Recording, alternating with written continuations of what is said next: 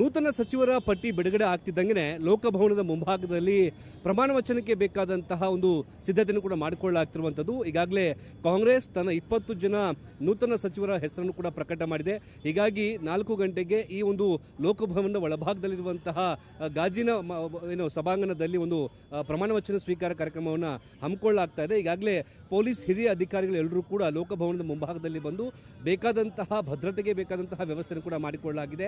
ಈಗಾಗಲೇ ಲೋಕಭವನದ ಸುತ್ತಲೂ ಕೂಡ ಬ್ಯಾರಿಗೇಡ್ಗಳನ್ನು ಕೂಡ ಅಳವಡಿಕೆ ಮಾಡಲಾಗಿದ್ದು, ಯಾಕಂದರೆ ನೂತನವಾಗಿ ಸಚಿವರಾಗಿ ಪ್ರಮಾಣ ವಚನ ಸ್ವೀಕರಿಸುವಂತಹ ಬೆಂಬಲಿಗರು ಬರುವಂತಹ ಕಾರಣಕ್ಕಾಗಿ ಈ ಭಾಗದಲ್ಲಿ ಯಾವುದೇ ರೀತಿಯ ಅಹಿತಕರ ಘಟನೆಗಳಾಗದಂತೆ ಮುನ್ನೆಚ್ಚರಿಕಾ ಕ್ರಮವಾಗಿ ಪೊಲೀಸರು ಕೂಡ ಬ್ಯಾರಿಗೇಡ್ಗಳನ್ನು ಕೂಡ ಹಾಕಲಾಗಿದೆ.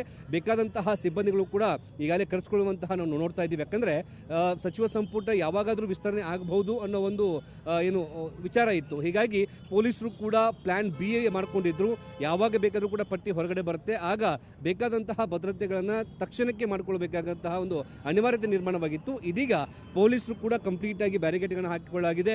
ಇನ್ನು 3 ಗಂಟೆ ನಂತರದಲ್ಲಿ ಈ ಒಂದು ಲೋಕಭವನ ಸುತ್ತಲೂ ಕೂಡ ಕೆಲವೊಂದಿಷ್ಟು ರಸ್ತೆಗಳನ್ನು ಕೂಡ ಬಂದ್ ಮಾಡಲಾಗುತ್ತೆ.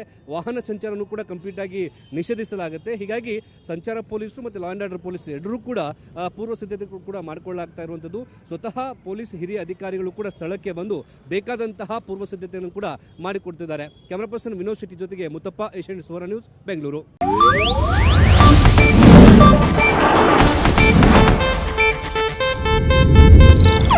ಇದು ಏಷ್ಯಾನೆಟ್ ನ್ಯೂಸ್ ನೆಟ್ವರ್ಕ್ ಪ್ರಸ್ತುತಿ.